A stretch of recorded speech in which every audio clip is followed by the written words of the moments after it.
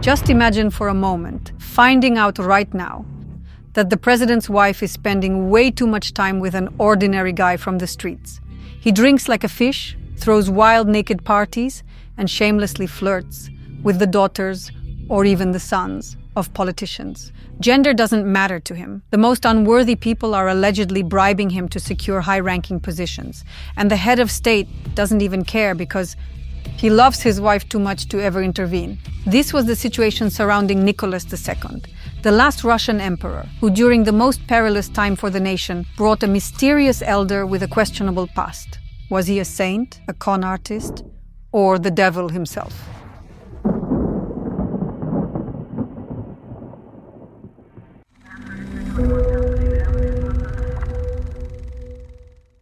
In times of crisis, even the most powerful people are often drawn to omens, superstitions, and fortune tellers in search of guidance.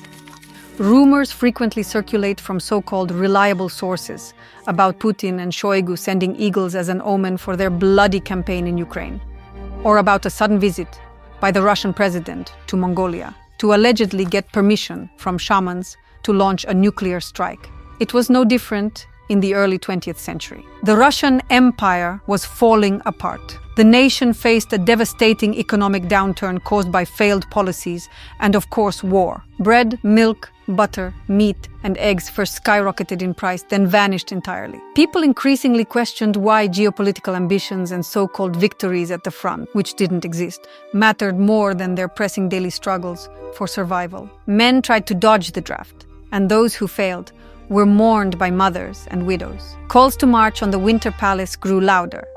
Inside the palace, however, life was comfortable and truly calm. Lavish decorations, grand receptions, and luxurious dinners painted a picture of idyllic family life, marred by just one thing. It was a dark night. Doctors gathered at the bedside of the heir to the throne, powerless to help. Young Alexei groaned in unbearable pain, his face paler than snow. Hope was fading fast. His mother, Empress Alexandra Fyodorovna, swung between praying and weeping in despair. It seemed her son wouldn't make it through the night. Her heart was gripped by overwhelming panic. Until suddenly, he entered the room. A peasant, an elder, a man of God, Grigori Rasputin. No medicine in hand, only his words. He carried a calm confidence. He knelt by the bed, whispering prayers. Looking deeply into the eyes of the desperate mother, he said with conviction, "The boy will recover." At first, absolutely nothing happened. But after countless hours of continuous prayer, Alexei began to finally calm. The pain subsided. His breathing gradually steadied. The doctors were stunned. Alexandra's face reflected boundless gratitude, her tears of joy streaming down. She believed Rasputin had saved her son, and with him, the future of Russia. After all, Alexei was the heir to the throne, and no one could ever discover his rare blood disorder, hemophilia.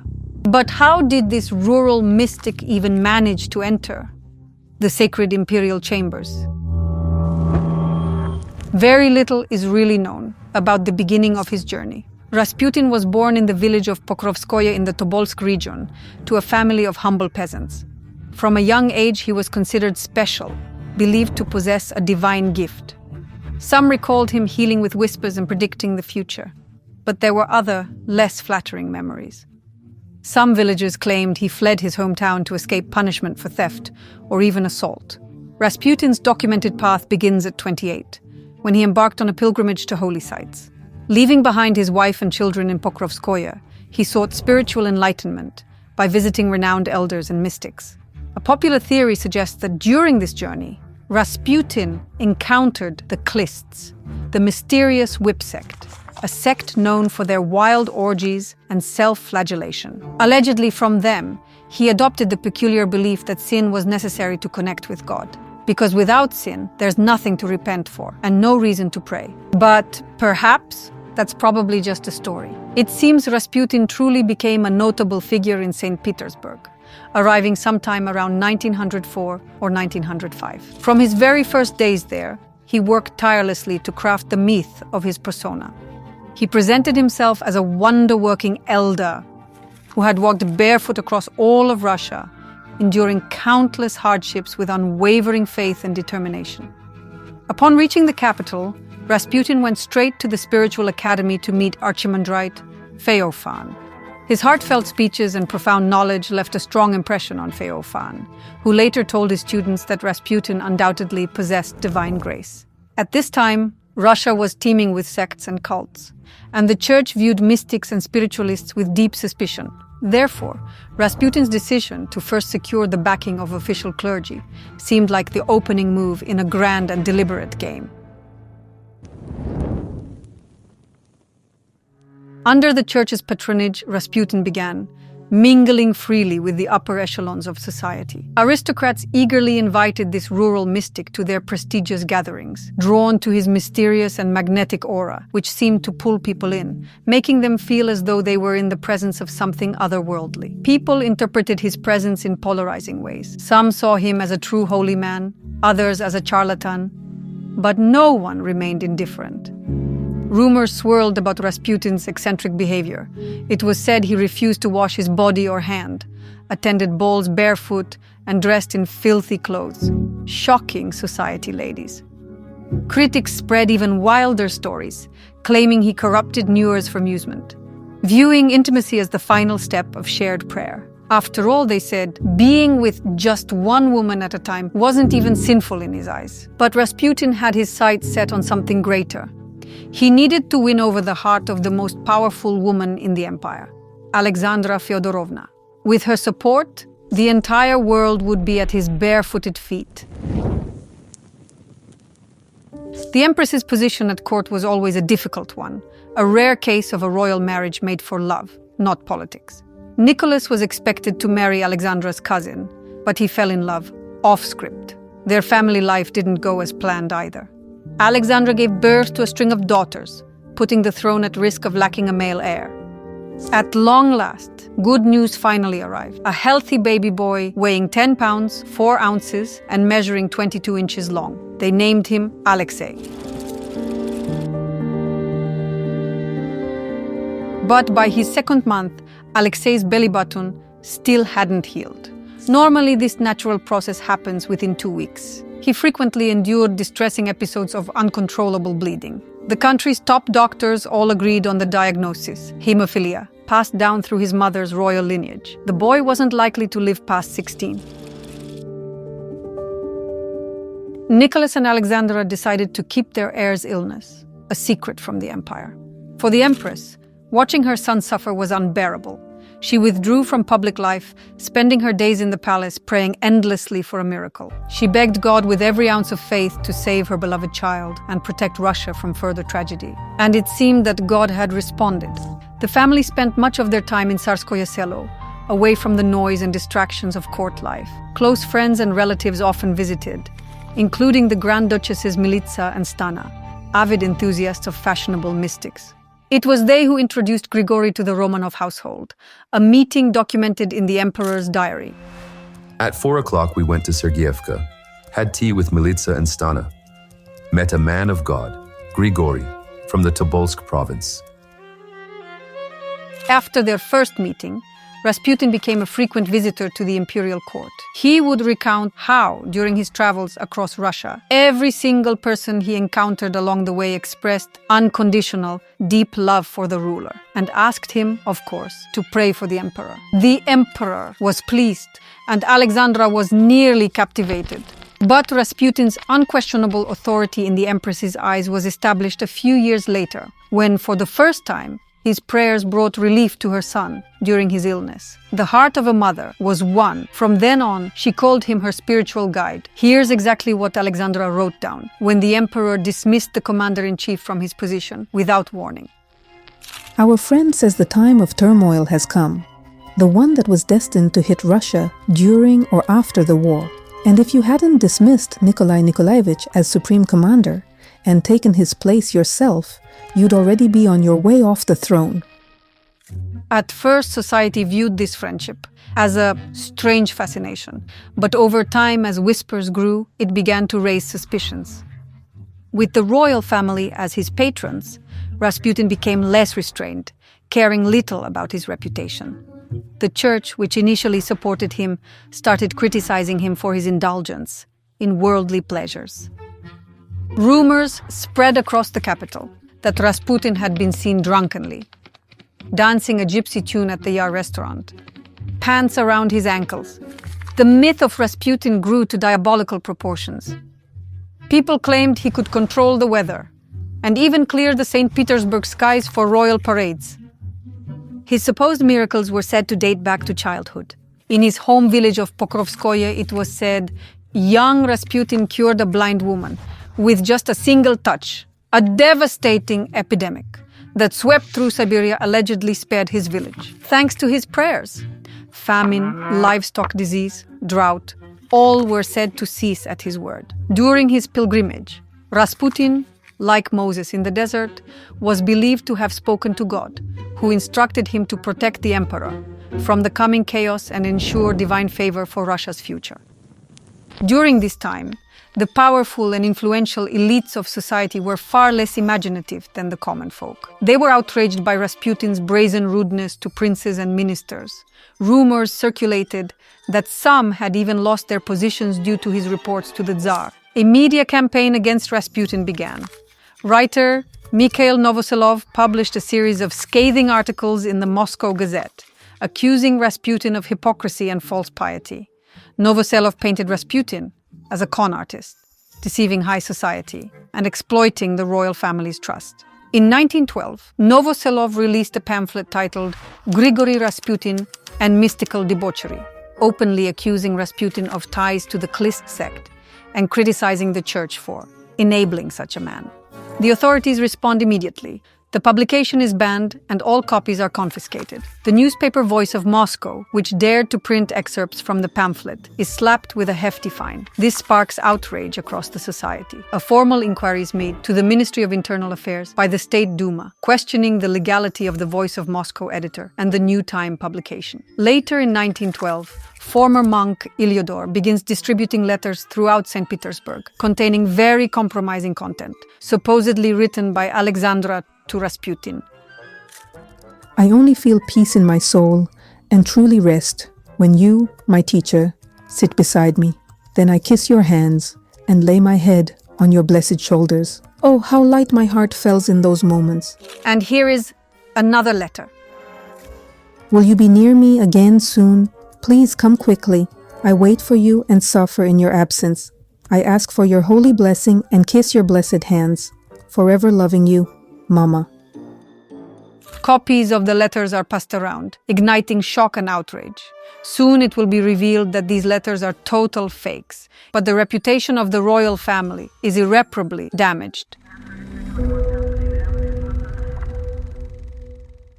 Amateur pamphlets and caricatures spread secretly and quietly among the public. In some, Rasputin is shown as a puppeteer, pulling the strings of the emperor and empress. In others, Alexandra sits on Rasputin's lap while her husband watches wearing a jester's hat. The intensity of the situation reaches its dramatic climax in 1914, when an attempt is made on Rasputin's life.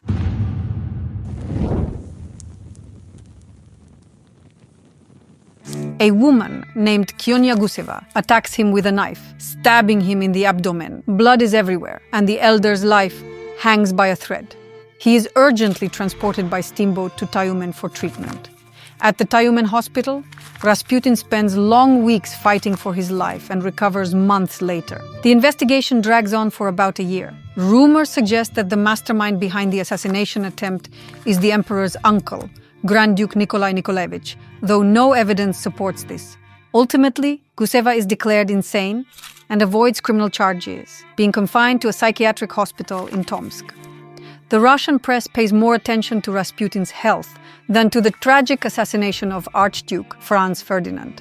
Meanwhile, numerous figures try to remove Rasputin from the royal family, like Elizabeth Fyodorovna, Alexandra's sister, and the emperor's mother, Maria Fyodorovna. Maria writes heartfelt letters to her son, begging him to finally remove Rasputin and forbid his dangerous interference in state matters. But the great emperor stands by his wife's opinion. It's all slander. Saints are always slandered. Alexandra clearly refuses to change her attitude toward Rasputin, even when rumors of his debauchery reach her. This is what she writes to her husband about the person who reported, indeed, Rasputin. Make him understand our friend's importance, and so he realizes that an attack on him is an attack on us. Alexandra assures Nicholas that the future of the country depends only on the elder himself. He himself said this thing. As long as I live, the dynasty will live. And it's true. Rasputin kept saving the heir of the dynasty during horrific bouts of agony. Once, while boarding a boat, the young Tsarevich playfully leaped from the shore, landing hard on his hip. The outcome: internal bleeding.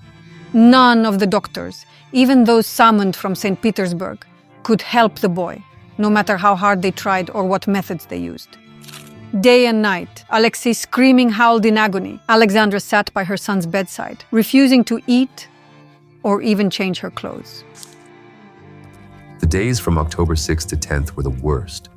The poor child suffered horribly. Waves of pain gripped him every 2 hours, leaving him unable to sleep or even cry. All he could do was groan, whispering, "Lord, have mercy." The parents were nearly certain that their son wouldn't survive. A notice about the heir's grave of illness was published in the State Gazette, without specifying the cause. Across the empire, churches held services, desperately praying for Alexei's recovery. Naturally, a telegram was sent to Rasputin, who was in Pokrovskoye at the time. He immediately replied with a telegram. God has seen your tears. Do not grieve. Your son will live. Tell the doctors not to torment him.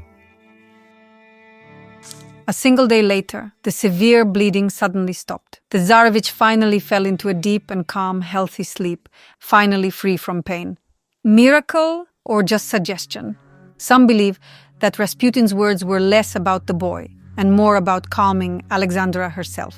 When her overwhelming anxiety eased, Alexei's stress seemed to dissipate too, allowing his body to recover more effectively. This brought him much-needed relief. Modern researchers noted that early 20th century medicine often failed in treating hemophilia. It's possible Rasputin's intervention stopped ineffective medical procedures, alleviating Alexei's suffering. But for the elites, Rasputin remained a symbol of madness, chaos, and the monarchy's slow and steady decline. To save the great empire, a conspiracy was born.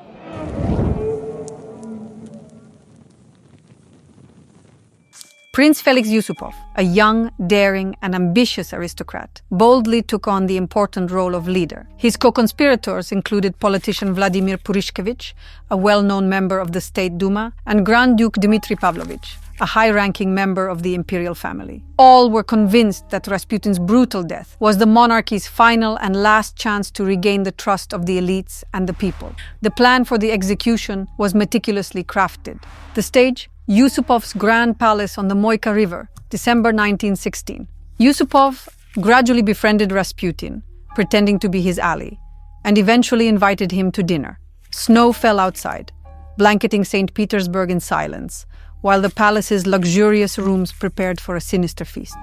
In the basement, a table was set with Madeira wine and pastries, laced with cyanide. The conspirators were certain the poison would suffice to eliminate the mystic, but they were wrong. Rasputin descended into the basement with a smile. He was served the poisoned pastries, showing no signs of the poison that should have killed him in minutes. His calm demeanor left everyone in disbelief.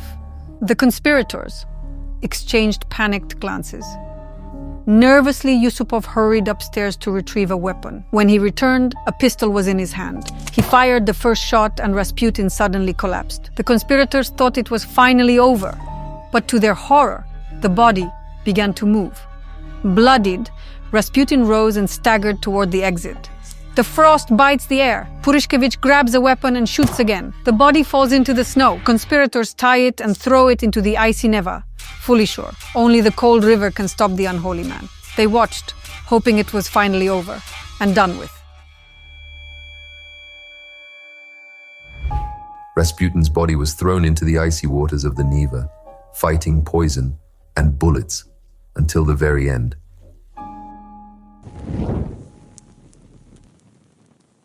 When Alexandra Fyodorovna first learned of Grigori's tragic death, she was devastated. To her, Rasputin was a holy martyr. She believed his brutal murder was a sign of impending and violent disaster for the Romanovs and all of Russia.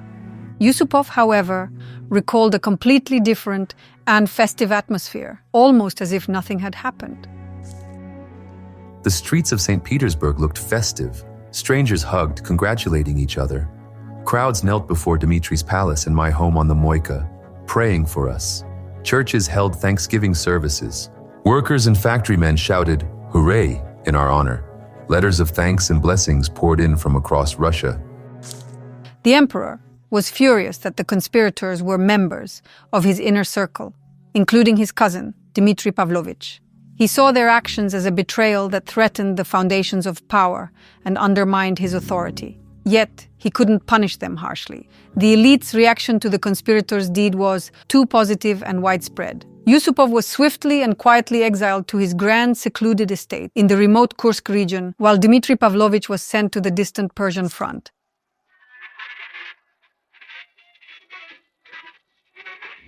And then, you know the rest. 2 months later came the February Revolution and the collapse of the Russian Empire. The emperor abdicated and was placed under house arrest with his family in Tsarskoye Selo. Civil war broke out quickly, and much of the aristocracy fled the country, including Yusupov and his family, implicated in murder of Rasputin. Later, in exile, Yusupov would publish his memoirs about the murder. Tsarevich Alexei would not live to see his 16th birthday, but not due to his fatal illness. Rather, he would fall victim to the bullets of the Bolsheviks. During the height of the civil war, the emperor and his family were moved further away from the capital. First, they were held under guard in Tobolsk, then transported to Yekaterinburg, to the house of engineer Ifatiev. Fearing the Romanovs might be freed, the Bolsheviks decided to execute a dynasty. On the night of July 16, 1918, the family was woken and ordered to go to the basement. Malnourished, weak, and under immense stress, 14-year-old Alexei suffered another attack in intense pain. He had to be carried down. Yakov Yurovsky, the commander of the group, calmly informed the family that the decision had been made to execute them. Moments later, gunfire echoed through the house.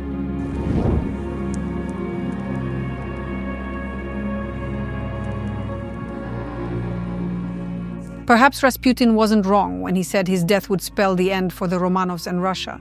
Or perhaps the true cause was the emperor's detachment from his people, his indifference to their suffering and pleas for change. Rasputin became a convenient figure, absorbing all the hatred, fear, and despair of his time, a scapegoat for a crumbling empire. An empire that had stood for centuries on faith and fear collapsed before the spring. That winter, it wasn't just a man the elites saw as a threat to the monarchy who died, but a symbol. The last Romanovs myth was gone, the illusion that absolute and untouchable power is eternal.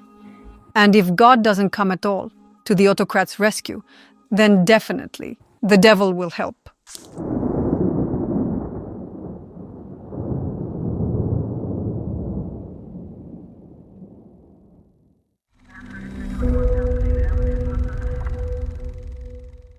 Friends, this message is for our Russian viewers. In Russia, YouTube has been experiencing slower video loading speeds. To address this, we're now uploading all episodes of the Let's Talk project on the Boosty platform. New interviews, documentaries, and discussions from the science series will be available there completely free of charge. Boosty has an easy-to-use website, a straightforward interface, and a mobile app for Android and iOS, and videos load smoothly without delays. So, subscribe to Let's Talk on Boosty and enjoy without interruptions. If you'd like to support our project, no matter where you are, you can opt for a paid subscription on one of the sponsorship platforms. The more actively you support us, the faster and more frequently we'll release new episodes. As a subscriber, you'll also gain access to early premieres and exclusive project materials. Additionally, we have a special segment exclusively for sponsors, where you get the chance to interview me directly. If you're in Russia, you can set up regular donations to the channel via Boosty. If you're outside of Russia, you can become our patron on Patreon or become a sponsor of Let's Talk on YouTube. Just click the Become a Sponsor button, and if you'd like to send a one-time donation, the Thanks button on YouTube allows you to contribute any amount to the channel's creators. Our Telegram channel is accessible from anywhere in the world. You'll find links to all the support options in the description of this video and on the channel's page. We deeply value your participation. We make Let's Talk for you because of you and together with you. We are your agents and no one else's.